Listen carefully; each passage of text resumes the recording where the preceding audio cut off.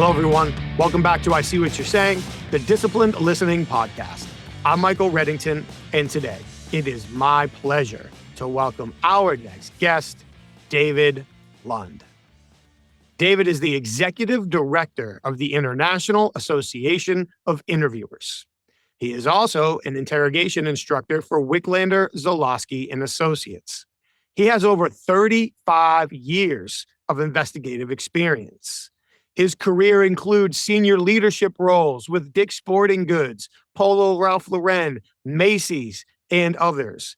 He has served on the boards or in other leadership roles for multiple associations and industry groups. He has an esteemed reputation.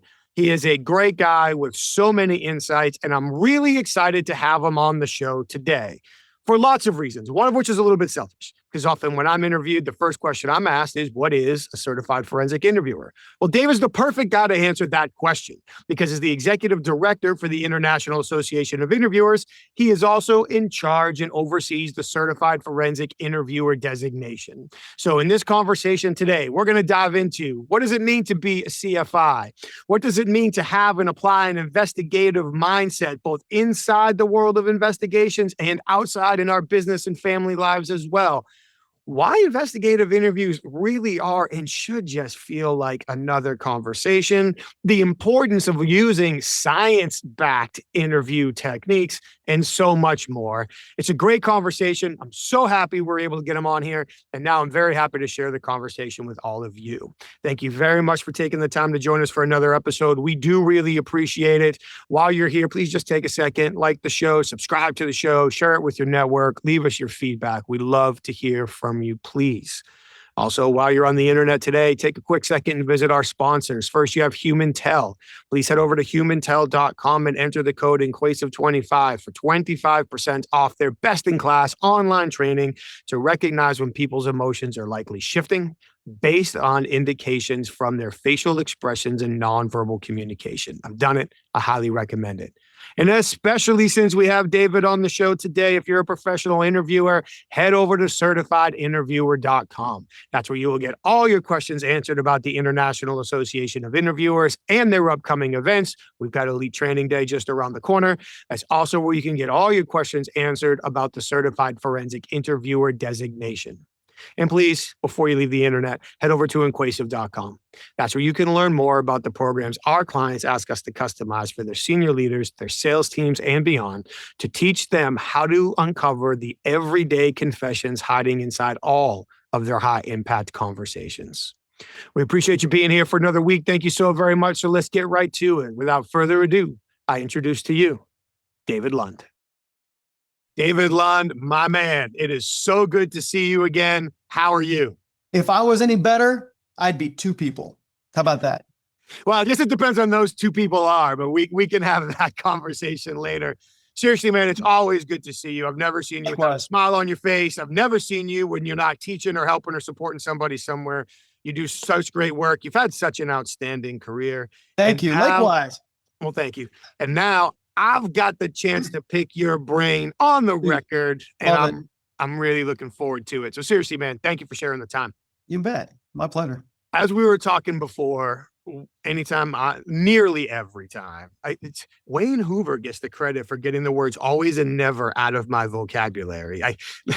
When I first started speaking and he would watch me, a disproportionate amount of the critique he had for me was stop saying always, stop saying never. So thank you, Wayne.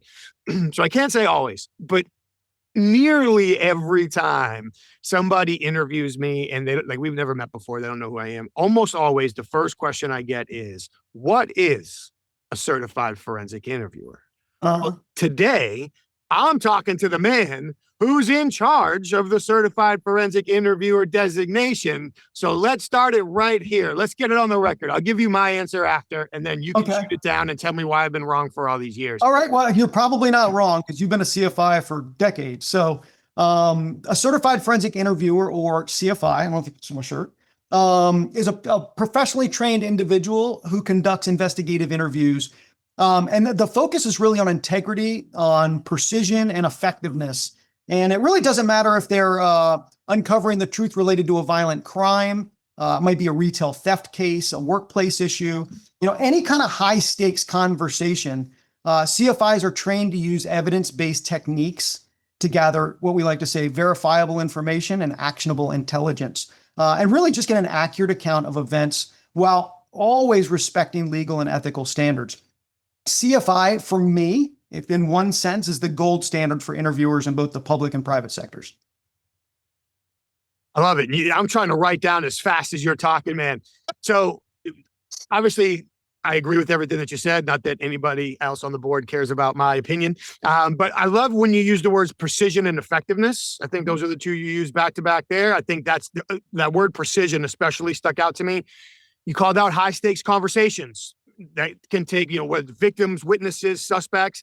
I joke with people, some of the hardest interviews I ever had, I don't know about you, were with the clients who hired us because they had jacked things up so bad. They are, and I say this a little bit in jest, but in quotes, lying about what's going on because they don't want to be honest about how bad it got jacked up before we got here.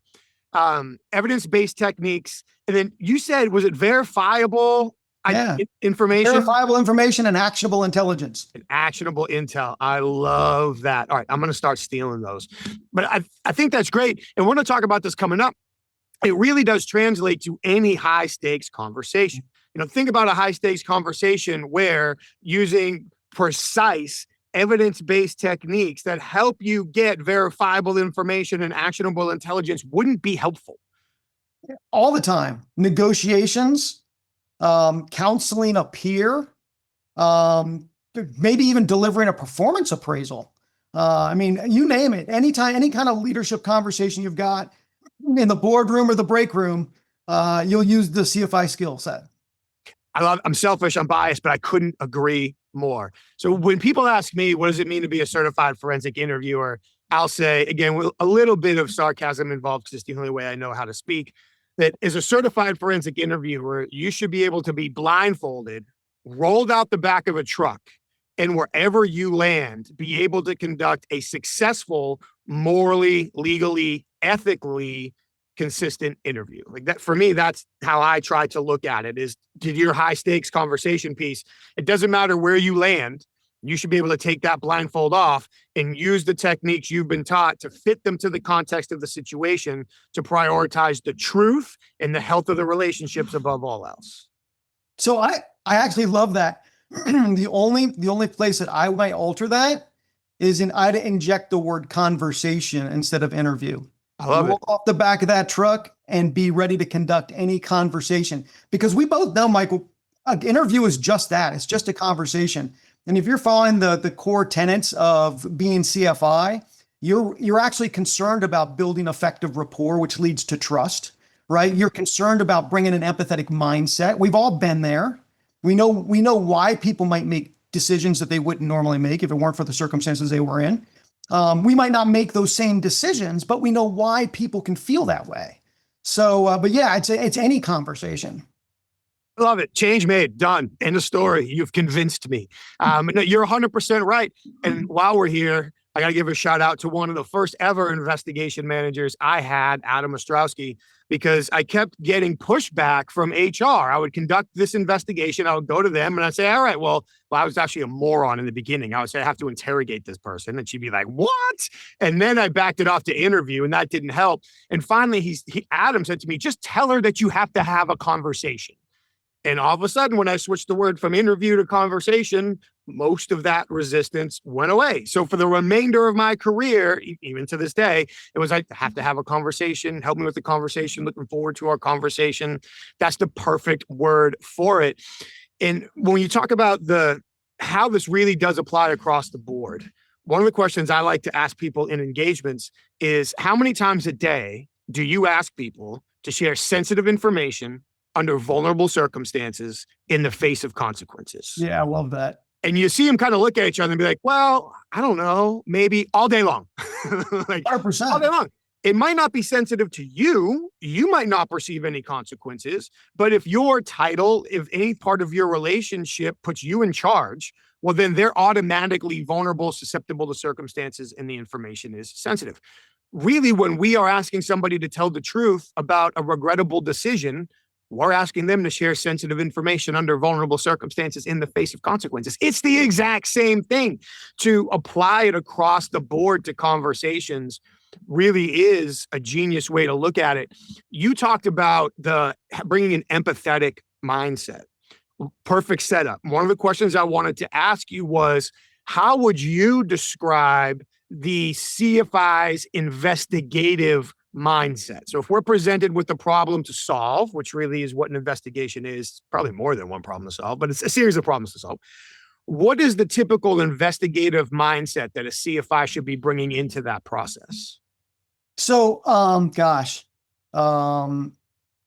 think it's like a lot of interviewers may kind of rely on instinct, right? Or people in conversations, their experiences. And a lot of times they'll bring outdated thoughts or techniques kind of to the table. CFIs are really grounded in research, right? Continuous learning, kind of a precise or structured methodology. They don't just know how to interview, they know why to use a certain methodology or why that methodology should work if applied appropriately. And they know when to apply those appropriately. So it's that preparation, it's the practice and humility that you bring to the table also. That's the mindset combined with the focus on, again, as you mentioned, ethical standards. That's what elevates a CFI. It's not just a title, it's really a professional identity, as far as I'm concerned. I'm on board. And calling out the humility is great. Let's stop there for a second. Calling out the humility is great. There's a fact that I feel like many of the investigators I've worked with, certainly not all, but let's call it 51% or more, and people can get angry with me if they want, of the investigators I've worked with, and probably a higher percentage of executives that I've worked with feel like because of their title, they are owed the truth. Yeah. You're not. At no point in time does anybody owe you the truth. You got to earn it. And a lot of times that comes with a sense of authority that people bring. Whether it's in a law enforcement capacity, maybe you're an internal auditor, and you've got when you've got a title and there's consequences that you could bring based on the findings of your report. And in a conversation that you have with somebody might be a part of that. It brings a sense of stratus, if you will, and bringing humility into the room is really foundational. You can't walk into a room thinking that you know all the answers or you're entitled to all the answers. You're there to listen and confirm what you already know and ask the questions that need to be asked and maybe even learn about things you don't know. But really effective interviewers approach every conversation knowing that there are going to be blind spots, knowing that every person they talk to has a perspective and their perspective matters. And when you bring humility into the room, you're able to set aside your ego, hopefully suspend your biases and judgment, and maybe kind of create a space where people feel safe enough to be honest. Those vulnerable circumstances, that consequential. I mean, it's just that humility like diffuses everything. And you're 100% spot on. And to tie that back into something you mentioned earlier, this isn't just true in investigative interviews, which, by the way, include victim, witness, suspect, subject. We don't know their kind of role, but they were sort of there. It applies to all of them. It also applies to performance management conversations. It also applies to candidate interviews. It also applies to business development conversations, negotiations. Anytime we need to get somebody to share information with us that they might hesitate for 1 second over, all of this becomes super important. So when you talk about the humility aspect, bringing down the temperature of the room, we're just two regular people in two equal chairs having a conversation, trying to solve the same problem together. That mindset carries through, again, to use a term you used before, all of our high stakes conversations. Man, I got so excited to highlight that. You said something else that I wanted to jump on and I forgot all about it. It'll come back to me. Here we go. Memory lapse number 1 of who knows how many as we go through this conversation. So you mentioned ethical before. I'm a huge proponent of one of the reasons, and I talk about this all the time, that I'm a huge proponent of the CFI designation and program is the focus, like you said, on the science-based techniques, the research-based techniques, the situational awareness, understanding what techniques to apply when you talked about the humility, the prioritizing, the other person's dignity, rapport, relationships, all of those things. One of the other questions I get a lot is, well, what do you mean you're an ethical interviewer? And I Yeah. feel like people get that because they watch too much damn TV. And unfortunately, when interviewers make the news, it's usually never because David Lund conducted a remarkably rapport-based, empathetic interview with the suspect who had previously denied any involvement 5 times. But they wrote David a 5-page statement, shook his hand, and thanked him for how well he was treated that day. That never makes the news. What makes the news is when somebody does something that they probably shouldn't have. So from your perspective, and to the degree that you can speak for the CFI program and designation, I know there's lots of voices involved in that, of course. What does it really mean to be an ethical interviewer? Well, gosh, I think no matter what conversation we're entering into, one with our children, one with a boss, one with a subordinate, one with a client, I think we all bring this desire to influence the conversation.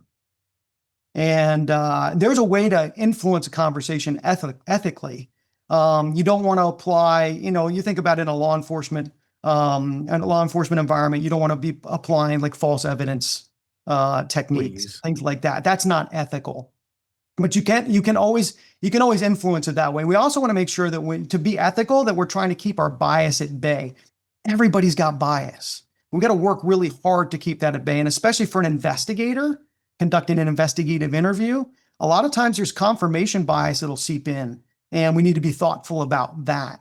How do we convince ourselves that no matter how strong our evidence looks, that there might be a reason that evidence is wrong, that we're wrong, and then we don't go into the room and to ask the questions or have those aha moments. Yeah, see, that's happening. That behavior changed when I said this. That must mean that's true.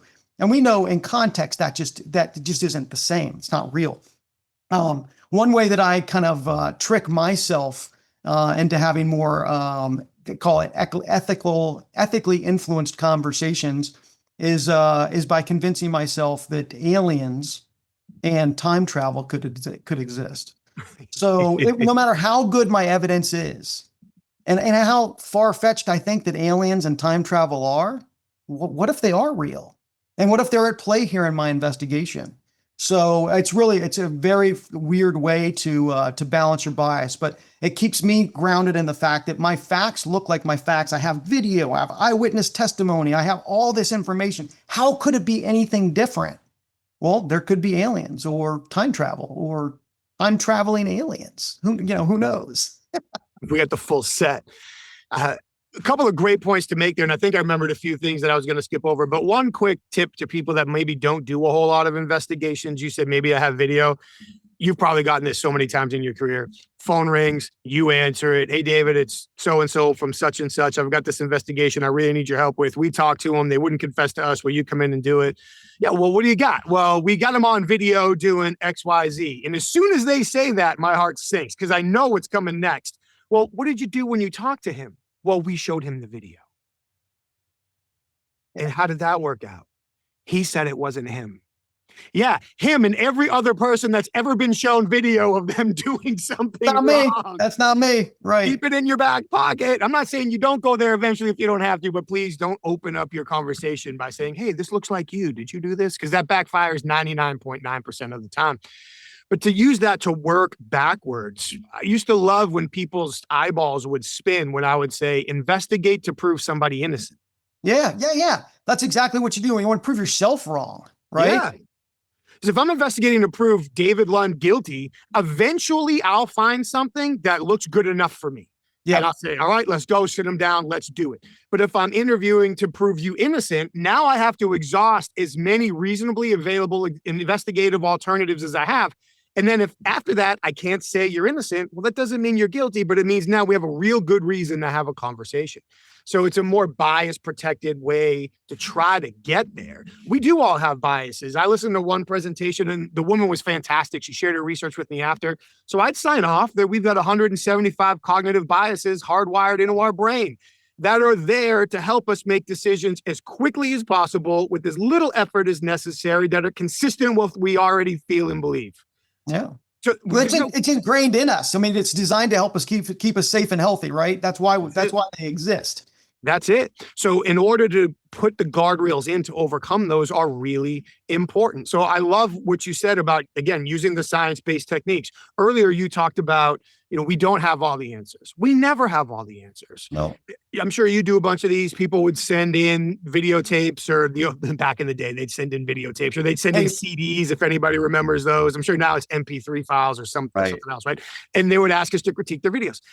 And so many times you would hear them act like, I already know what happened. I'm going to ask you questions that I already know the answers to. Brother, you get one of those wrong. They know it. You don't. Credibility's gone. You're dead. You're dead. And you don't even know it. If they can keep a straight face, you feel like you're doing great. And the interview is over before it even started. There's always something that we don't know. As soon as we, and again, this goes to business conversations, coaching conversations. It doesn't make a difference. As soon as we feel like we have all the answers, we're now in a verification mentality. Yeah. We're no longer in a learning mentality. Talk about that investigative mentality, curiosity and empathy. If we don't have those two things, it's going to be really hard to be successful. I like to jokingly say that every time somebody says I've got it all figured out, an angel loses its wings. We never have it all figured out. Impossible. All great points. So prior to your role now, you had an executive role for many years in corporate America. And that role was built on top of the shoulders of your investigative career.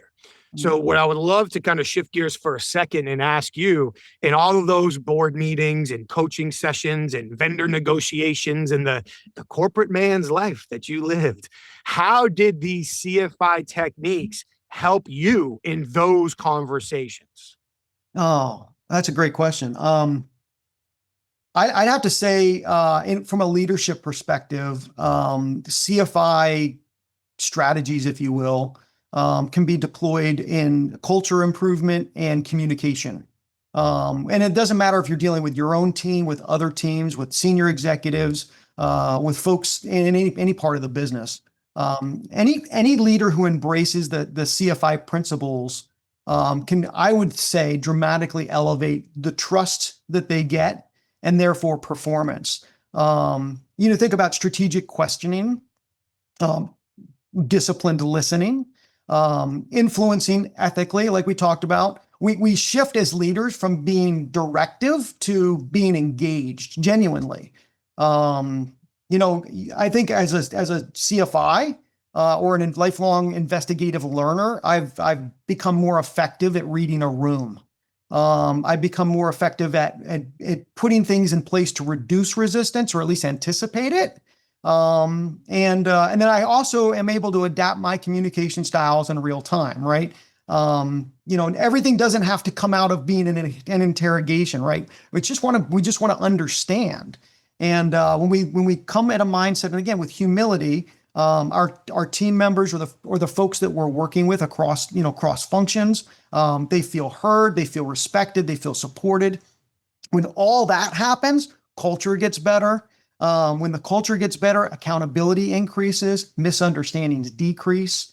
We said it earlier. We're trained as CFI to manage very sensitive, high stakes conversations, and all those tools that we learn to do that help us navigate any kind of conflict, employee development, you name it. It's just, it's all there. Again, I couldn't agree as we preach to the choir back and forth to each other. But all of those examples and reasons that you gave are spot on. And our experience is different, of course, but in my experience, they all line up. And several of the specific things you talked about there, if you think about making decisions and building relationships, generally we do that based off of information that we've been able to gather. So if we gather information that you and I have some things in common, either in our previous experiences or in regards to the problems we're trying to solve now, we build rapport, we build trust, we build a closer relationship. If we're trying to solve a problem, whether that's an investigation, whether that's a budget issue, whether that's a culture issue, whether that's a technical issue with why the machines aren't working or it's taken too long for a process to be completed, whatever it is, we need to gather the right information in order to make the best available decision. Yep. So now, as CFIs, we've been not just trained, but certified on, now potentially up to a dozen different inquiry techniques and approaches that you pull that tool out of the toolbox, depending on the situation, who you're talking to, what's your goal, what's the context of the situation, and you apply that in a way to help people feel better about telling you the truth. Oh, and just for the totality of information, right? Yes. I mean, you think about how many people believe that they ask effective questions, but their fact gathering skills are really not very good because they don't listen. They ask all the questions they rehearsed in the order that they rehearsed them, no matter what. Or they ask the questions in machine gun style. So the second I take a breath, you're on to the next one. Or they're asking questions in a way that I joke with a lot of our business clients. Everybody you speak with has been Mirandized. Yeah. They all know they have the right to remain silent because anything they tell you will be used against them at your very first opportunity. They know that. Yeah. So if we just start gunning them down with questions, that's only going to fuel the distrust. Where are you going with this? Why do you want this? Why is this so important to you? What could happen to me if I tell you? And if we're not walking through that mental roller coaster with them in order to help them understand the goals we're trying to achieve, how we're trying to get there, the process we're following, why this information is important, they're not going to say it. I would love to ask your experience on this. I feel like there's a huge difference between asking the question we want to ask and asking the questions that other people need to hear so they feel comfortable sharing the truth.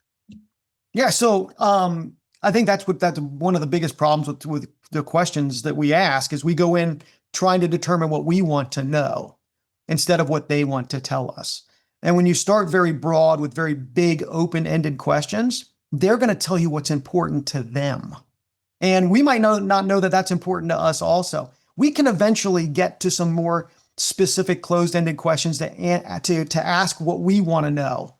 But, always starting that conversation out by finding out what they want to tell us is the best way to get information. And oh, by the way, that's going to beget more questions that we like, oh, I want to know more about that. Or tell me more about that.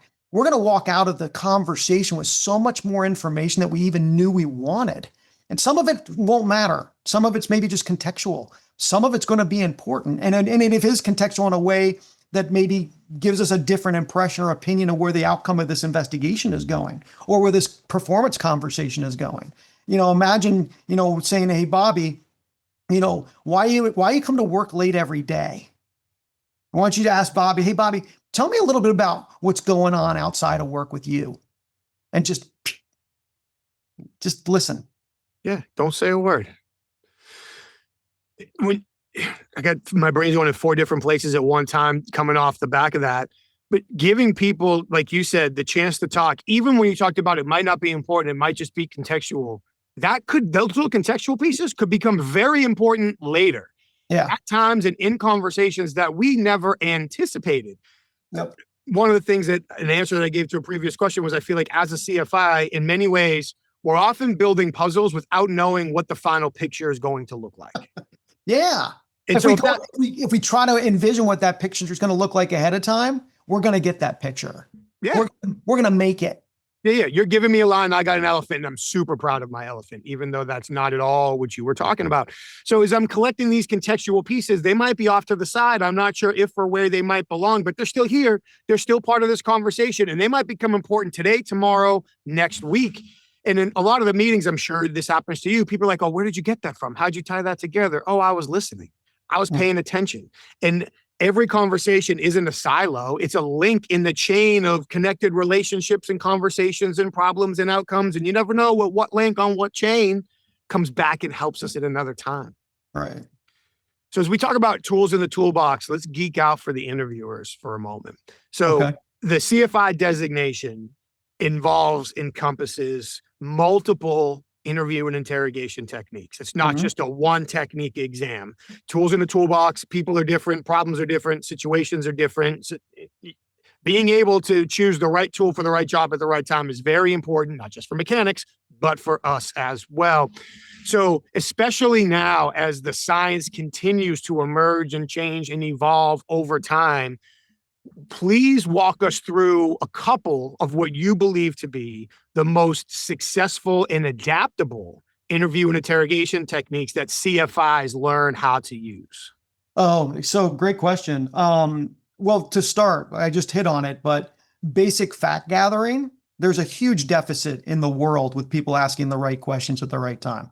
You ain't kidding. And asking, leading questions, or things that may be fact feeding, right? So we don't want to do that. So good ethical fact gathering interviews. And that's the kind that you're going to use with a victim, with a witness, with a subject, with a suspect, even if you want to gather more details. Yeah. Hey, let's pause for a second. What does it mean to be fact feeding?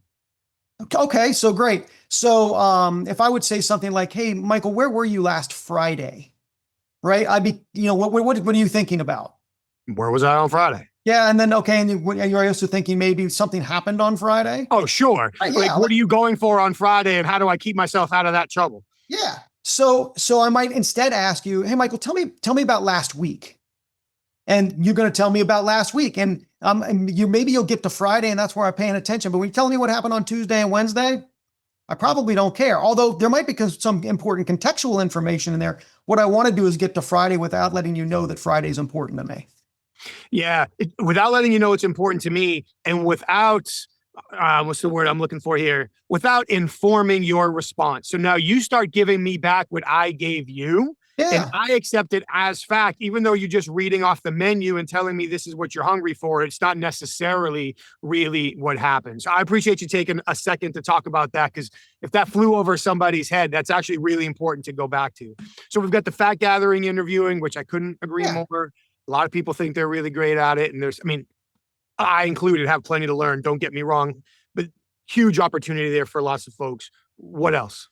So cognitive interviewing. So you think about the cognitive interviewing is an interviewing style that brings a different degree of sensitivity to the fact that that somebody may not have all the information at the top of their mind. And we want to help them get there by asking different questions in different ways. What's interesting about cognitive interviewing is we're going to share with them up front that we're going to ask them a number of different questions, maybe the same question. It isn't that we don't believe them, but we want them to rethink, what they've told us. And it's okay to change your answer.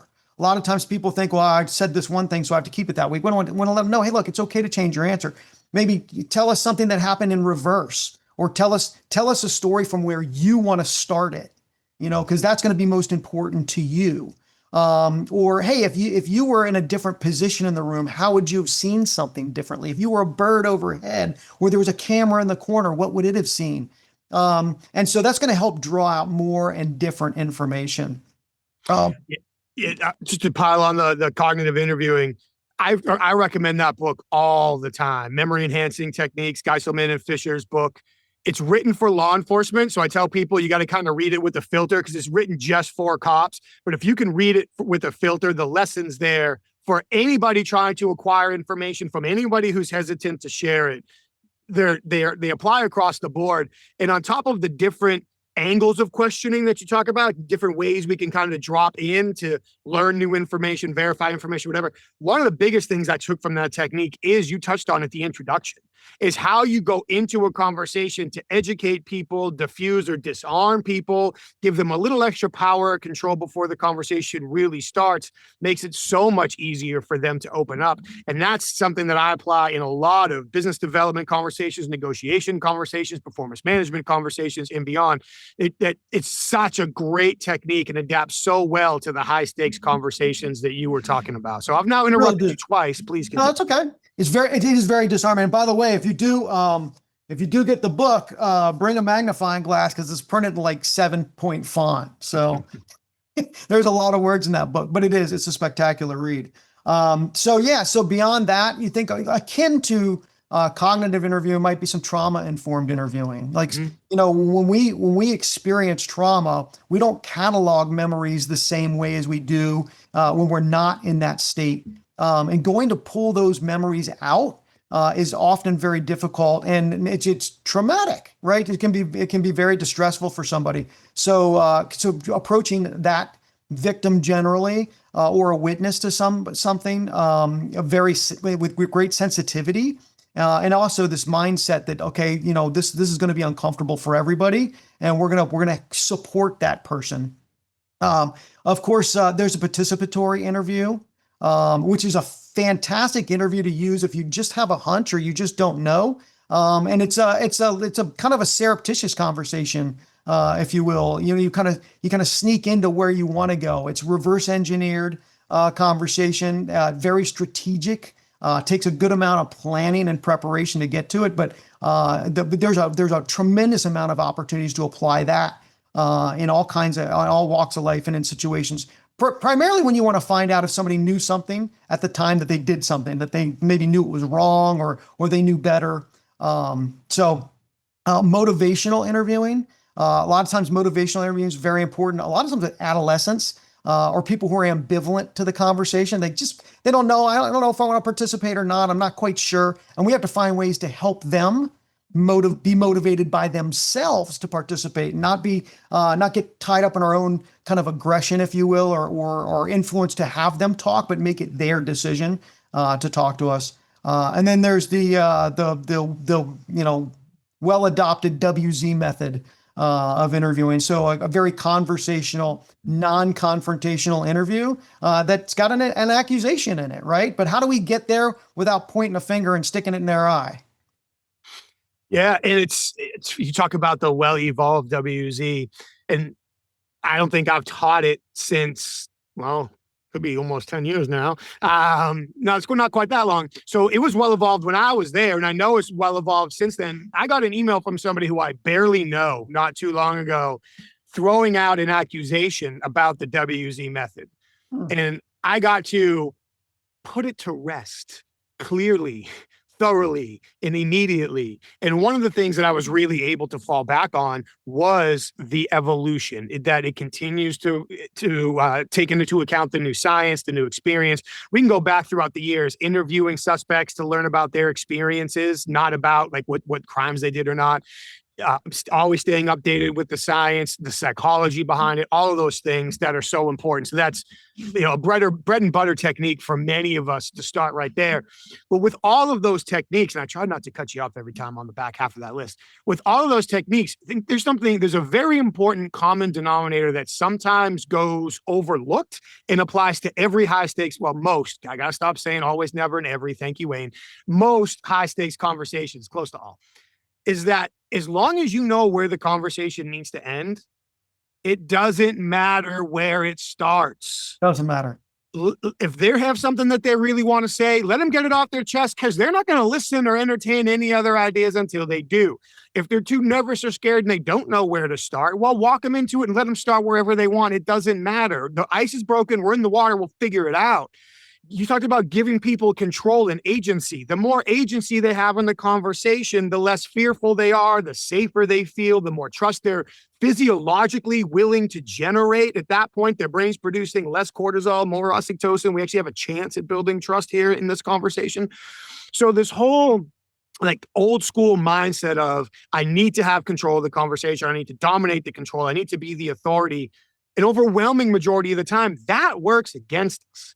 And in their own way, all of the techniques that you just listed, which are science-based and research-based and are predicated on rapport and preserving dignity, they all operate with that same underpinning. If it doesn't really matter where we start, the truth is where we're going to end. You pick the first road. Hell, you pick the first 5 roads. I'll get us to the last one where the building is eventually, but you just start the conversation where you feel comfortable. And for anybody in a leadership position, that conversational approach will unlock information, relationships, and results in a way that few others can. Yeah. So I'll tell you, if we want to continue to geek out on books, probably one of in your library as well, right? Yep. So in chapter 4, there's the orbits, circumplex. And we want to approach every conversation and what, you have to read the book to understand, but in A5, humble and seeking guidance, right? We want to come into that conversation with that mindset. We're there to learn, right? And so it doesn't matter where you start your story. It's what's important to you. And that creates some level of autonomy. So when somebody's got that autonomy, they're more willing to share, right? And autonomy is built in 1,000 different ways in any conversation. Right from the beginning, a lot of times we'll have somebody come into a room and say, "Well, what you going to have a seat?" Well, why don't we ask, "Would you like to have a seat?" right? Now they can choose. Do I want to have a seat or not? Of course, the answer is yes. I'd like to have a seat. Not, hey, close the door. It's, hey, do you mind if I close the door so we can have a private conversation? Do they have autonomy? Yeah, they can say, yeah, no, I do mind. I don't want that door closed. Sure, of course they want the door closed. But there's autonomy in every little thing. It's just how you say it either creates autonomy or takes it away. Great examples. And for everybody listening, please don't ever say to somebody, please come in, sit down, and shut the door. Just don't. No, I think there's two good opportunities to do that. One, you're just going to fire them and whatever happens next doesn't matter. Or two, you're about to promote them and you want to screw with them first. I think those are the two contexts where it's actually okay to do that. But if you need someone to share real sensitive information with you, as soon as you say, come in, sit down, shut the door, they're like, I'm dead. It just kills the conversation. What you just said is a masterstroke. Those might seem like meaningless things. Of course, they're going to say, I want to sit down. They don't really have a choice. They always have a choice. Of course, they're going to say, shut the door. They don't really have a choice. They always have the choice. And whether it feels like a big deal or not, every little decision that they get to make starts to stack up. And it starts to feed their feeling of confidence and control and ability to participate in the decision, that this isn't an authoritarian conversation. This is a peer-to-peer conversation. All of those things start to add up. Every single thing we say and do makes a difference. It's a strategic choice that we get to make. And it's also important. Those were great examples. I was writing notes. So as we talk about building off of that, earlier you talked about some of the myths and the old mindsets that people bring into conversations. Just yesterday, I was facilitating a business development program for a client, and halfway through, we weren't even talking about nonverbal behavior. It wasn't on the agenda for the day. And of course, somebody has to interject and say, well, wait a minute, if I'm having a conversation with somebody and they look to the left. So thankfully, I didn't get fired for looking at that guy right in the face and saying, dude, that's bullshit. It is. And then the woman behind him said, wait, what? I'm like, okay, well, welcome to 15 minutes. We didn't plan on spending today, but here it comes. Yeah. So some of the top ones, just because someone crosses their arms doesn't mean they're defensive. Can we please get that one off the list as fast as possible? Second, the breaking eye contact or eye direction. That's another one. There's some more around direct accusations, body language, meaning, truth or deception, or those kinds of things. As the science has evolved and the IAI, International Association of Interviewers and Certified Forensic Interviewer designation have continued to embrace that. Yeah. What are some of the biggest, I might not have the perfect word, myths, misnomers, old tales that now we are thankfully moving past because the science has clearly paved the road forward? Yeah. So you mentioned neurolinguistics, right? As they're looking up and to the right, they're creating this memory, the folded arms, the extended legs, the creating the work for ourselves, picking lint or hairs or stroking your beard. Like, hey, leave my beard out of this. Every time you do this, are you being deceptive?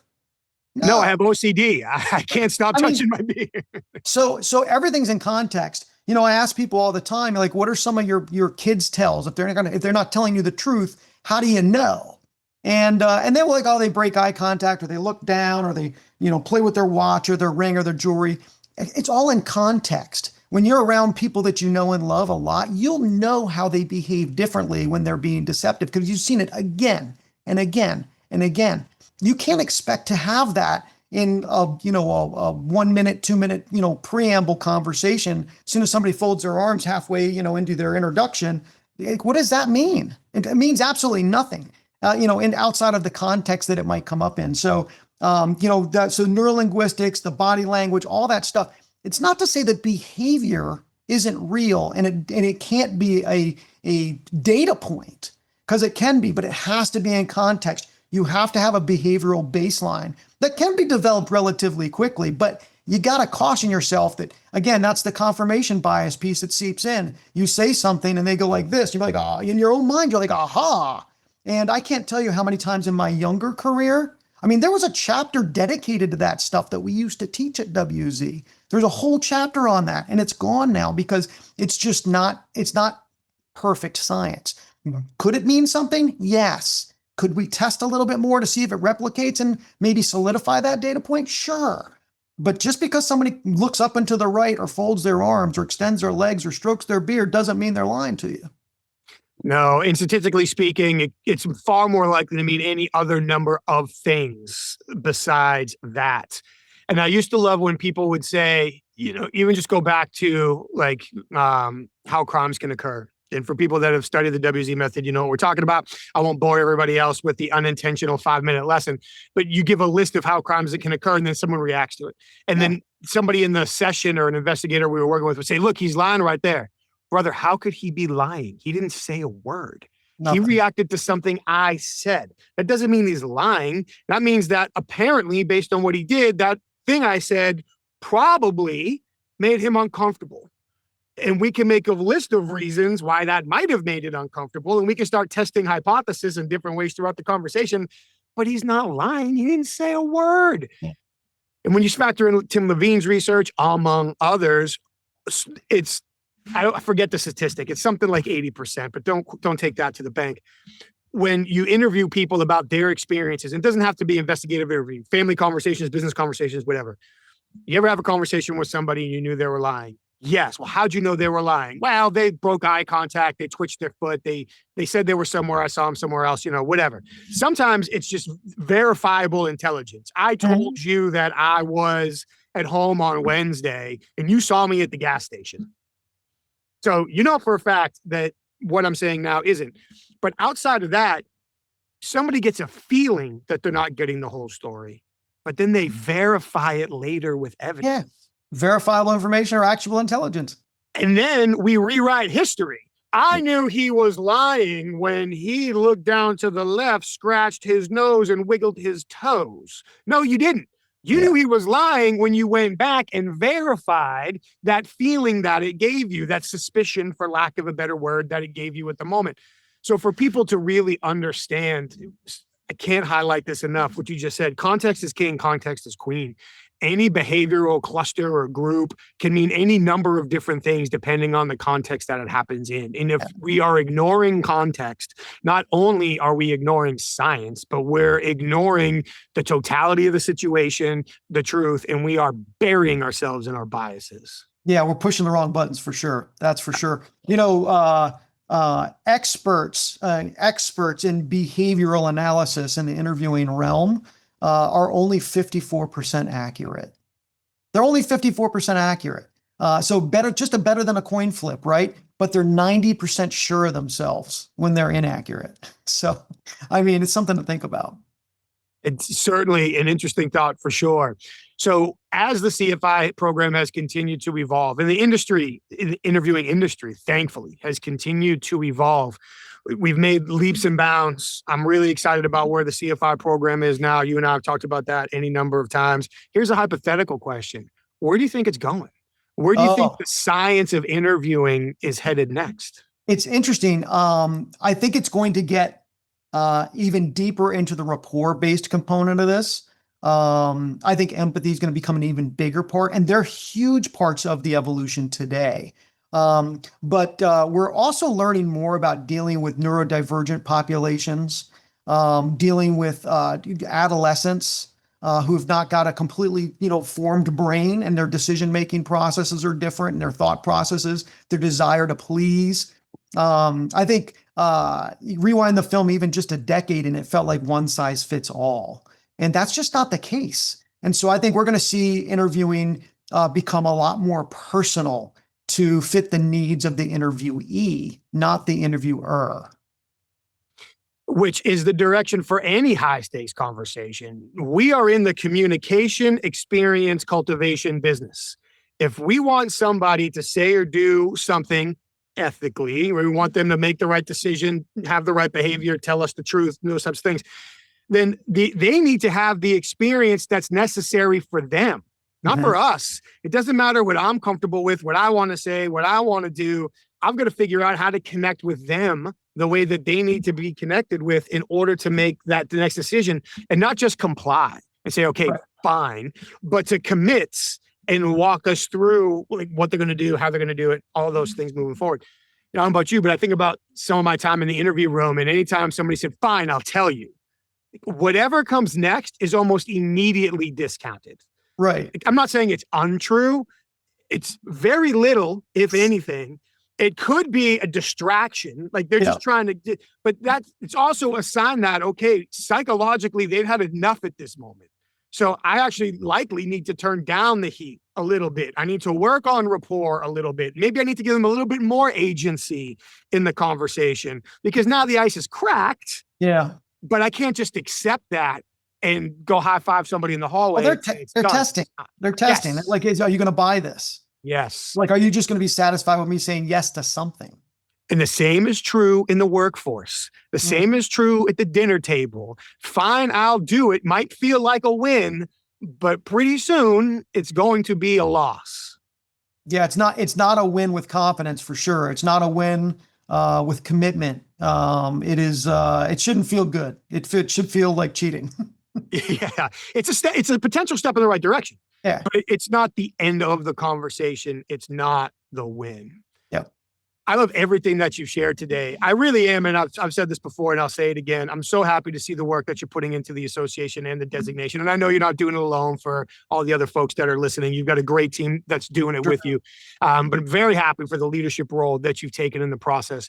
Thrilled with the growth and the evolution of the CFI program and what it represents. Because like you said, it has made an entire difference in how I communicate in any high stakes, high value conversation with my young son, my wife, with my clients, developing new business, negotiating on behalf of clients. If I'm making a big purchase, if something happened and a coach or a teacher didn't handle something the way I felt was appropriate and I need to have a conversation with them about it. All of these conversations, you talked about the strategic approach, preserving dignity in building rapport, getting actionable information, using precise techniques, actually getting somebody to share information, sensitive information, and them having a stronger relationship with me after the fact. Yeah. All of these things come directly from the experience and the education of being a certified forensic interviewer. And to hear it from you and not just my internal conversation was fantastic. And I'm going to change my definition of a CFI from now on when people ask.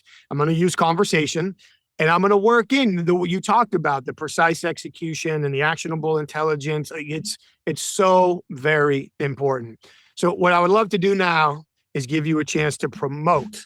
So Sure. a couple of organizations that you're involved with, a couple of events that are coming up. Hopefully people have listened to this and whether they're interested because they're an investigator, because they employ investigations, or because they just realized, you know what? They never taught me an investigator's mentality in business school. And I wonder how much more successful I could be if I adopted that. Where can people go to learn more about IAI, CFI, WZ? What's going on? Lay it on us. So for the II, it's certifiedinterviewer.com. And there you can find out everything about the association that you could want to know, and also start your path to the CFI designation if you're interested. One thing that we didn't talk about is that the CFI as a designation it turned 20 last year, 20 years old. And a lot has changed in 2 decades. We've talked about how much we've seen change just even in the last decade, but the original content was really designed primarily to support law enforcement and retail. And now I think you'll find that it's got a much more global approach. What were 15 modules when you and I went through it the first time are now 8 modules. And it's, again, okay. Give them 7 more. I'm not letting them take an easier test. No way. So it is. These kids. The content is very similar. We merged a lot of it to eliminate overlap, which just creates a more efficient learning experience. It still takes between 25 and 35 hours to complete. So it's not easy. And there's still a pretty intense proctored exam that'll allow you to prove your mastery of the concepts, not just answer some questions, but actually know what you're talking about. So we eliminated some of that outdated stuff that we talked about. But we also brought in some new stuff. Again, more expansion around rapport and empathy that I talked about. Anything that an interviewer has to consider. I mentioned dealing with kind of a more vulnerable population. And then there's a module on assessing performance, which, as we know, assessing your own performance or the performance of your team is really critical to people just getting better. But when you think about it, 90% of the material that you and I went through is either brand new or it's been updated. So it's pretty incredible. So that's the CFI as a designation and how that's evolving. Also, you can reach out to me directly at dlund@w-z.com. Happy to answer any questions that you might have. Or you can check out the website at w-z.com for information about our seminars, including a CFI prep seminar. So yeah, again, there's a lot of opportunity out there for people to continue to learn. And people might be picking up on the fact that you were just talking about the International Association of Interviewers, which has been a sponsor of this show since day one. So thank you very much for that. We truly appreciate it. And I believe there's a little event coming up in October that I may or may not see you at, and you may or may not owe me a beer at. For sure. For reminding me of this, I definitely owe you a beer. Yeah. So our marquee conference is the Elite Training Days.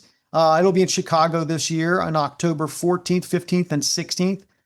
We've got a tremendous speaker lineup. You can see, again, all that information at certifiedinterviewer.com, and you can register, and early bird pricing is over. Sorry. But sign up anyway. It's a great event, fantastic speakers. That's another event that I'm thrilled to see the evolution, how it's grown, the speakers that we have in, the networking that goes on there, the audience that attends, the whole thing. Really cool. I'm dating myself again, but haven't been there since the very first one. Seeing how well it's grown and the quality of everybody that's there is fantastic. So if you have the ability to get to Chicago in mid-October and you are interested at all in developing your investigative and interviewing toolbox, that is the place to be. We'd love to see you there. That's right on. Well, man, it is great to see you as always. And I could talk to you all day long, but I think we all have other things that we need to do at some point today. So thank you so much for sharing your time. Thank you for sharing your expertise. I can't wait to talk to you again soon. Please stay safe out there, and thank you very much. It's really been my pleasure. Thanks, Michael. All right, man. Talk to you. David, man, it is always great to talk to you. Thank you so very much for carving out the hour. We could have doubled it, no problem. I appreciate your energy. I appreciate your passion. I certainly appreciate all you are doing for the association and beyond. Thank you very much for the time we spent together today.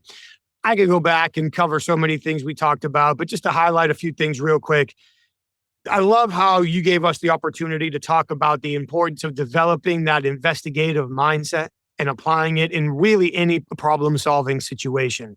I wish that was a skill more people had exposure to. That leads into the universal application of interview techniques that we talked about. I'm glad we finally got to settle the what does it mean to be a certified forensic interviewer conversation. I really appreciate that. And I think everything that underscores that is the importance of using rapport-based and science-backed investigative interview techniques. And we got to highlight that today.